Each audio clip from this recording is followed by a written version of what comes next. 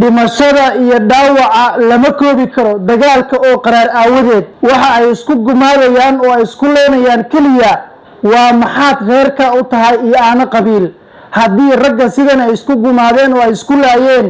haweenkii hooyooyinkii iyo dumarkii maxay ka yiraahdeen waa ooyna dharkaan dhigayna waa qaraxan baana ma arki karna dagaal waana dhibay 6 bilood bay islaynayaan xagee aadan ragayagii war maxaa hiilka la isugu qabtay war maxaa loo wada dhashay war maxaa wax la isugu yahay madaxweynaha Puntland waxaan leeyahay waa dalkii iyo dadkii aa u dhaaratay baa 6 bilood isku maadaya wax dhig leh oo wax kala celiya daarood mareexaan baa ku jiray ugaaska mareexaan baan u baaqaya waxaan leeyahay in adeerow adaa dadkan kala celin jiray hartiga waa dhamaadeen wax yaqaanay waa beelo Soomaaliyeed oo walaalo ah oo wada dhashay oo gobolka Sanaag isku leynaya iskuna gumaadaya ma waayeen dawlad kala qabata ma waayeen dhaqan kala celiya adigani daawanaya waa waajib ku saaran inaad muuqaalkan like saarto oo aad share gareyso si dhiigga xaqdarada ku daadanaya loogaga hortago kuwa dhiman doonana ay badbaado u helaan gobolka Sanaag waxa ka taagan xaalad aan la mahadin deegaano kooban waxa ka socda dagaal qaraar oo u dhaxeeya beelo walaalo ah oo wada dhashay oo deegaanadaasi wada daga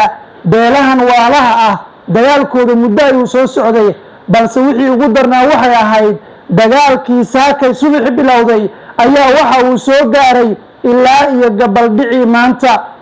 dhimashada iyo dhaawacase lama koobi karo dagaalka oo qaraara aawadeed dagaalka intaasoo saacadood ayuu socday marka naftu raqiis noqoto aayaadkii rabbigay la iska xooro qiyaamana qabiil laga doorto waatan cuquubada iyo natiijada ay dhalayso allah u naxariistee waa sidii uu yiri suldaan Timcade durdur leysulahayo intaan weerar daba joogno oo dumarku weerkiisitaan danabadiina waayay oo sida dureemada maydka u yaal dibadiina walle doogsan maysaan haddaad dunida joogtaane dugsi male qabyaaladii waxay dumisa mooyaane gobolka Sanaag waxaa ka socota ciribtir iyo gumaad ay isu geysanayaan beelo Soomaaliyeed oo walaalo ah arintani waa arin u baahan inay Soomaali si dhab ah ay uga hortagto oo ay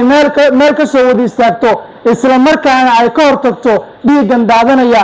dawladda Soomaaliyana waxaa looga baahan yahay inay arintan soo falageliso mar kale daawade waxaan si naxariis leh ku weydiisanayaa inaad muuqaalkan like ka saarto oo aad sii share gareyso si dhiigga xaqdarada ku daadanaya loogaga hortago dadkan ay u helaan badbaado dhab ah.